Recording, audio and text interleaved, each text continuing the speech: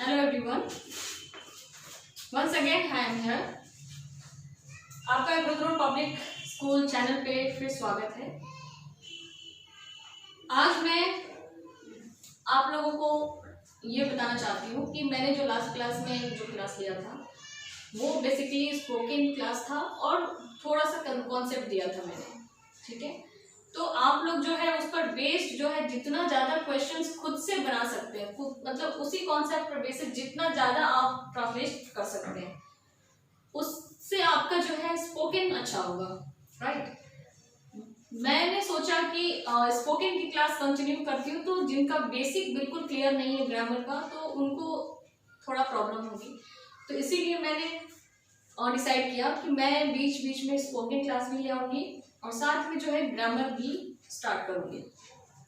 किसी ने कमेंट किया है कि 10th क्लास के लिए, तो मैं आपका जो रिक्वेस्ट है मैं बिल्कुल कंसिडर करती हूँ। 10th की क्लास हम बहुत जल्दी स्टार्ट करेंगे, बट प्रॉब्लम क्या है ना कि 10th एक बहुत ही हाई लेवल स्टार्ट होता है। 10th का मतलब है कि आपको बेसिक की चीज़ें जो है ना, पार्ट्स ऑफ स्पीच की छोटे छोटे चीज़ जो है वो आपको पता होने चाहिए, वरना 10th जो है ऊपर से निकलने लगता है। तो 10th भी हम स्टार्ट करेंगे, 10th का क्लास शेड्यूल करेंगे। उससे पहले मैं आपके बेसिक्स जो है ग्रामर के वो चीज़ क्लियर कर देना चाहती हूँ, ओके। तो बेसिक ग्रामर का जो है, देखिए मेरे स्टूडेंट्स जितने हैं वो तो हमारा, क्योंकि मैं क्लास ही इसलिए डाल पा रही हूँ क्योंकि इस समय लॉकडाउन है, हम लोग क्लास नहीं ले पा रहे हैं। और मैं जो है अपने यूनिवर्सली जो है, मेरे स्टूडेंट्स तो हैं ही, जो भी स्टूडेंट हैं, जितने भी स्टूडेंट्स हैं जो पढ़ाई करते हैं उन सबको मैं चाहती हूँ कि इस वीडियो से, इस क्लास से बेनिफिट मिले। तो इसमें आप लोगों का ही कोऑपरेशन, सहयोग चाहिए कि आप लोग इस वीडियो को ज़्यादा से ज़्यादा शेयर करें, ज़्यादा से ज़्यादा स्टूडेंट्स तक पहुँचाएँ, ताकि जो है वो उनका भला हो। और इसको लाइक शेयर जरूर करें और सब्सक्राइब कर लें आप लोग। तो लास्ट क्लास में मैंने दो कॉन्सेप्ट दिया था, शुड एंड कैन पे। तो शुड और कैन पे जो मैंने कॉन्सेप्ट दिया था उस पर बेसिस हमने बहुत सारे सेंटेंसेस बनाना सीख लिया और बहुत ज़्यादा सेंटेंस बना भी सकते हैं खुद से भी। उसमें एक चीज आया था, वर्ब जो है, वर्ब का बेस फॉर्म मैंने कहा था। वर्ब का बेस फॉर्म क्या है ना? वर्ब का बेस फॉर्म क्या है? देखिए, जितने मैंने ग्रामर में मैं जो भी ग्रामर पढ़ाती हूँ ना, बहुत ही कॉन्सेप्चुअल टेक्निकल ग्रामर पढ़ाती हूँ, मैं रटने वाली चीजें नहीं पढ़ाती, ठीक है। और मेरा जो ग्रामर है, मैं जब हाई लेवल पे जाती हूँ, चाहे प्योर जब पूरा जो ग्रामर का कवरेज है अगर मैं वो देने लगती हूँ, तो आप समझ लीजिए कि उस ग्रामर से आप जो है कोई भी कॉम्पिटिटिव एग्जाम्स दे सकते हैं। आपकी एबिलिटी इतनी हो जाती है कि आप कोई भी कॉम्पिटिटिव एग्जाम्स फेस कर सकते हैं और उससे जो है आपका ओवरऑल जो है इंग्लिश के साथ आपकी समझ डेवलप होती है। तो इंग्लिश में हम लोग को समझ, अंडरस्टैंडिंग डेवलप करना बहुत इंपॉर्टेंट है। English is not about remembering anything, English is about learn, ठीक है। तो वर्ब का base form I had not explain in the last class, but मैंने बोला था कि वर्ब का बेस फॉर्म होता है और हमें जो है मॉडल्स के साथ कैन, कुड, शैल, शुड, जो भी मॉडल्स होते हैं उनके साथ वर्ब का बेस फॉर्म आता है। तो बेसिकली वर्ब का बेस फॉर्म है क्या, ये मैं आज डिस्कस करूंगी, ताकि जो है ये क्लियर हो जाए कि वर्ब का बेस फॉर्म है क्या। देखिए, हमारे इंग्लिश के टीचर्स जो है ना, वर्ब का बेस फॉर्म नहीं बताते हैं। मतलब यहाँ जो नॉर्मली पढ़ाया जाता है first form, second form, third form, fourth form और फिफ्थ फॉर्म, ठीक है। वर्ब बेस फॉर्म क्या है ये हम मानते ही नहीं, हम समझते ही नहीं है, जानते ही नहीं कि है क्या। So we have to know about verb base form, right. तो पहले ये बताइए कि कितने फॉर्म्स होते हैं, वर्ब के कितने फॉर्म्स होते हैं? V1, V2, V3, V1 plus ing को हम लोग क्या बोलते हैं? V4, right? सो वर्ब का बेस फॉर्म है क्या? Basically, right? तो पहली चीज हम बोल रहे हैं, जैसे मैंने कहा कि वर्ब का बेस फॉर्म हम यहाँ पे लिख रहे हैं, ठीक है? मैंने कहा वर्ब का बेस फॉर्म गो है, ओके? तो गो का फर्स्ट फॉर्म क्या है? वो भी गो है।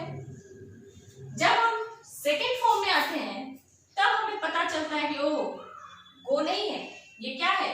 ये वेंट है। जब थर्ड फॉर्म में आते हैं तब हमें पता चलता है गॉन है, राइट? जब वो फोर्थ फॉर्म यानी आईएनजी फॉर्म में आते हैं तब पता चलता है कि ये क्या है? गोइंग है, ओके? तो ये वर्स्ट फॉर्म और बेस फॉर्म है क्या? वो तो दोनों में आया है, तो फिर कैसे पता चलेगा कि कौन सा फर्स्ट फॉर्म है, कौन सा बेस फॉर्म है? देखिए, ये जो होता है V1, ये जो होता है वो प्रेजेंट का होता है, वर्तमान प्रेजेंट का होता है, और ये जो होता है वो पास्ट का होता है, राइट? इससे तो हमें पता चल गया कि कौन सा प्रेजेंट का वर्ब है, कौन सा पास्ट का वर्ब है, लेकिन गो से नहीं पता चल रहा है। क्यों? क्योंकि वर्ब का बेस फॉर्म भी गो है और फर्स्ट फॉर्म भी गो है। देखिए, फर्स्ट फॉर्म जो होता है ना, ये हमेशा प्लूरल होता है, ये सिंगुलर नहीं होता है। वर्ब का बेस फॉर्म ना सिंगुलर होता है ना प्लूरल होता है, वो प्योरेस्ट फॉर्म होता है। वर्ब का जो बेस फॉर्म है ना, वो प्योरेस्ट फॉर्म है, ऐसा फॉर्म जिससे सारे फॉर्म्स बने हैं, ठीक है? कोई भी वर्ब का फॉर्म, कोई भी वर्ब हमें ये नहीं बता पाता है कि वर्ब का फर्स्ट फॉर्म कौन सा है और बेस फॉर्म कौन सा है, लेकिन एक वर्ब है जिसके बाद हमें पता चलता है कि डिफरेंस कहाँ है। देखिए, बी वर्ब का फॉर्म बी। अच्छा, ये चीज इससे पहले मैं एक चीज और बताना चाहूंगी कि देखिए ना, वर्ब का फर्स्ट फॉर्म है, देखिए ये यहाँ पर एस या ईएस फॉर्म भी होता है, जैसे गो का गोज हो जाता है, तो V1 में जो है एस या ईएस जोड़ देते हैं तो वो गोज बन जाता है, लेकिन होता वो भी प्रेजेंट का ही है। बट V1 एस या ईएस प्लूरल नहीं सिंगुलर होता है, और V1 केवल जो V1 है ना वो प्लूरल होता है, ठीक है? इतना बेसिक चीजें तो आई थिंक हर स्कूल वाले पढ़ाते हैं, हर टीचर इंग्लिश का पढ़ाता है कि प्लूरल फॉर्म कौन सा है, सिंगुलर कौन सा है। हाँ, मैं ये कह रही थी कि ये प्रेजेंट हो गया, ये पास्ट हो गया, तो फ्यूचर कहाँ है? हम लोग कहते हैं कि 3 टेंस है, फ्यूचर कहाँ है? फ्यूचर टेंसेस में तो दिख ही नहीं रहा है। वर्ब के फॉर्म से ही तो फ्यूचर डिसाइड होता है ना, कि ये प्रेजेंट में लगाना है, ये पास्ट में लगाना है, ये कॉन्टिन्यूअस में लगाना है, लेकिन फ्यूचर टेंस का कोई स्ट्रक्चर पहले से है नहीं हमारे पास, इसलिए फ्यूचर टेंस हमें बनाना पड़ता है। ये ध्यान रखिए कि टेंस में सिर्फ प्रेजेंट और पास्ट ही है जो कि पहले से हमें बताता है कि ये प्रेजेंट का वर्ब है, ये पास्ट का है, लेकिन फ्यूचर के लिए ना हमें फ्यूचर का जो टेंस है ना, फ्यूचर टेंस बनाना पड़ता है। जैसे लाइफ भी बनानी पड़ती है, फ्यूचर बनाना पड़ता है ना हम लोग को, उसी तरह से इसका भी हमें बनाना पड़ता है। कैसे? एक मॉडल ले लेते हैं, शैल, विल मॉडल है, इसके बाद हम क्या करते हैं, इसके बाद वर्ब का बेस फॉर्म लगा के हम क्या करते हैं, फ्यूचर टेंस बनाते हैं। समझ में आया? वर्ब का बेस फॉर्म, हर मॉडल के साथ वर्ब का बेस फॉर्म आता है, कोई भी अदर फॉर्म नहीं आता। शैल, विल के साथ हमेशा जो आएगा वर्ब का बेस फॉर्म, और ये स्ट्रक्चर जो है वो फ्यूचर टेंस कहा जाता है, इसको हम फ्यूचर टेंस कहते हैं। ओके, तो मैंने आ जाते हैं, चलिए वापस बी पे। बी एक ऐसा वर्ब है ना जो कि सारे वर्ब्स का क्लियरेंस कर देता है कि सारे वर्ब्स कौन कौन से हैं। ठीक है, तो बी के फॉर्म्स देखिए, पहला फॉर्म, फर्स्ट फॉर्म क्या होता है बी का, इज, ठीक है, एम को अभी रख देते हैं, are, is, am, are, first form. मैं एक बार फिर से लिखती हूँ इसको,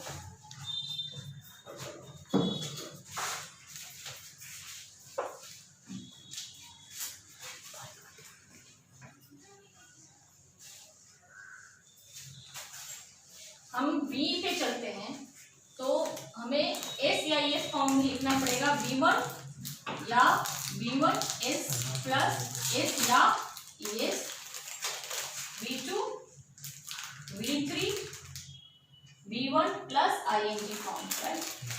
देखिए ये जो होता है ये प्रेजेंट का होता है, ये दोनों किसके लिए यूज होता है, प्रेजेंट के लिए, ये पास्ट के लिए होता है, ये कॉन्टिन्यूअस के लिए होता है, कॉन्टिन्यूअस गोइंग ऑन प्रोसेस को दिखाने के लिए। तो बी का फॉर्म,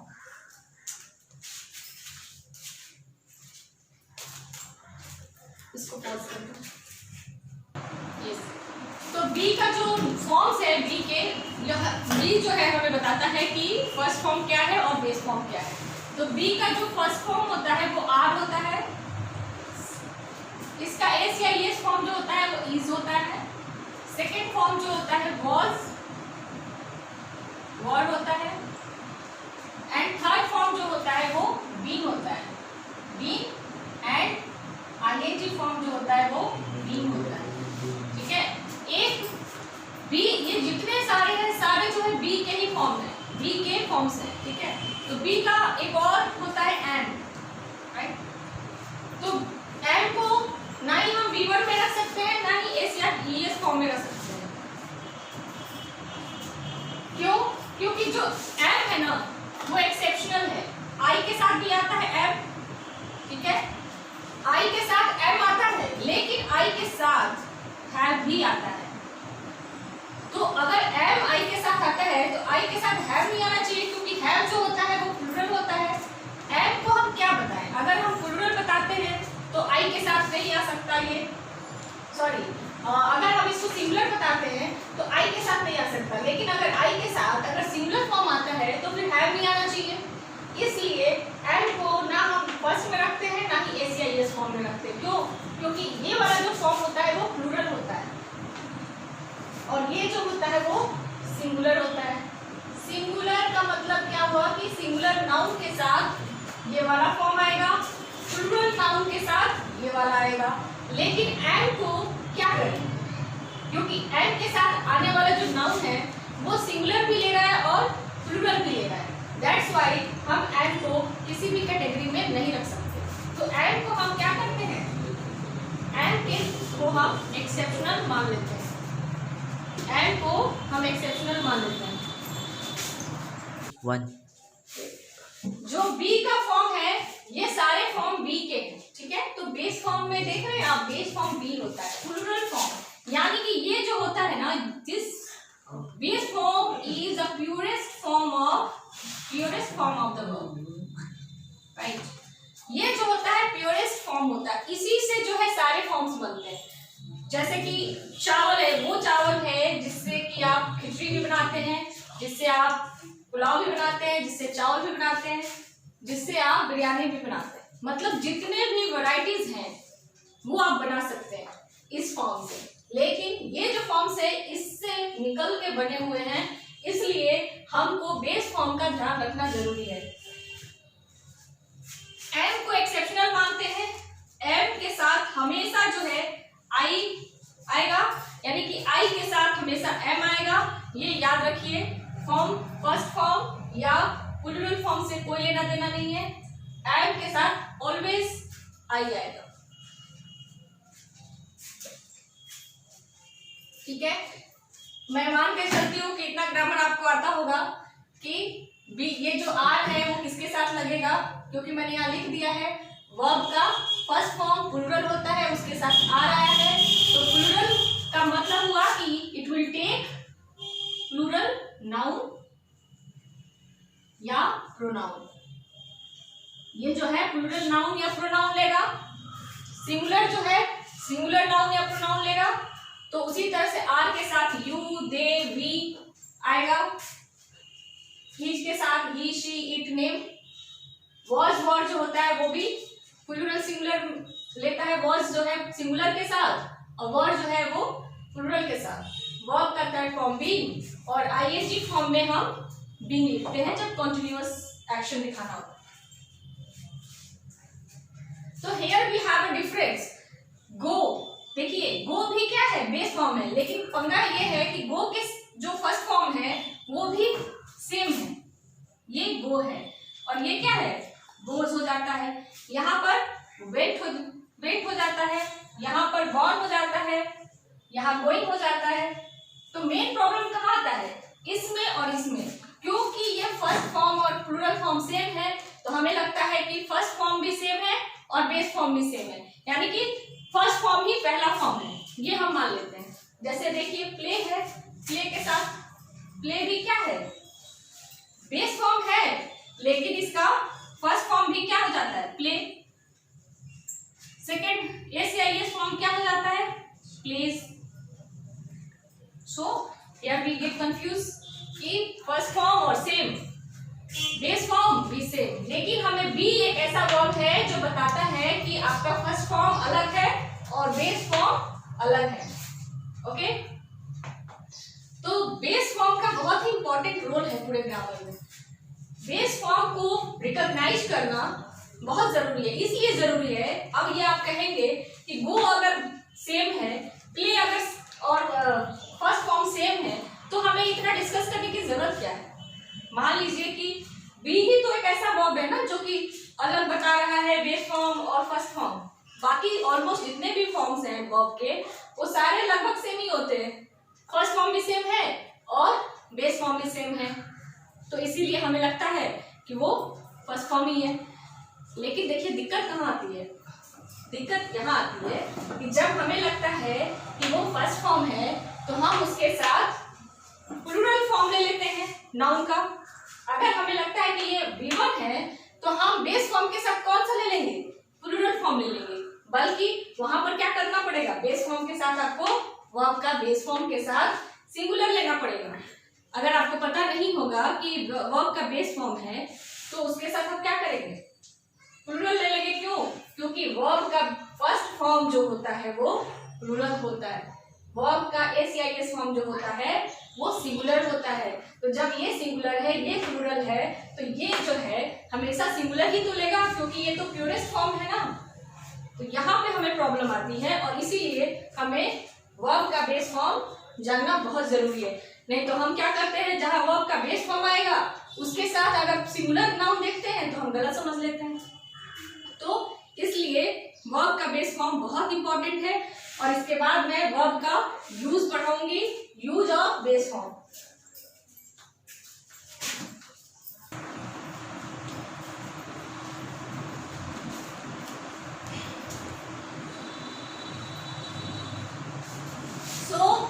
अभी तक मैंने जो आपको बताया वर्ब का बेस फॉर्म और फर्स्ट फॉर्म में क्या डिफरेंस है और ये हमारे लिए कितना जरूरी है कि वर्ब का बेस फॉर्म और फर्स्ट फॉर्म का रिकॉग्निशन होना चाहिए आपको। तो इसके लिए हमको पढ़ना पड़ेगा वर्ब का बेस फॉर्म,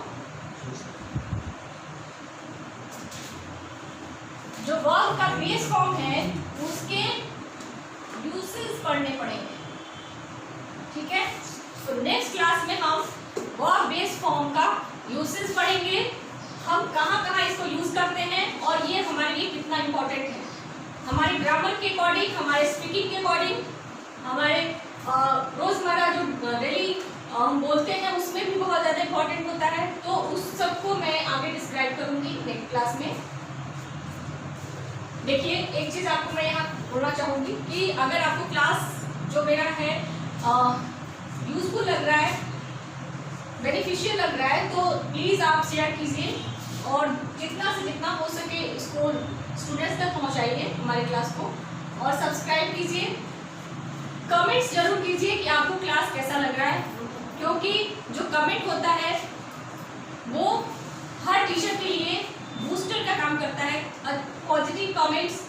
और लाइक, और क्या हम मांगे आपसे। तो जो लाइक होता है, एक लाइक से हमें पता चलता है कि हम क्या कितना अच्छा कर रहे हैं, सही जा रहे हैं या नहीं। तो आपको अगर मेरा क्लास अच्छा लग रहा है तो उसको लाइक कीजिए, और अगर आपको किसी टॉपिक पे, किसी भी टॉपिक पे अगर कोई चीज़ आपको चाहिए, टॉपिक चाहिए मुझसे, आप चाहते हैं कि मैं उस पर क्लास बनाऊं, तो आप ज़रूर कमेंट कीजिए और सब्सक्राइब कर लीजिए, और बेल आइकन जो होता है उसको भी आप प्रेस कीजिए, ताकि आपको हमारा वीडियो पता चले, जब भी अपलोड हो तो वो आप देखते रहें। Okay, thank you so much.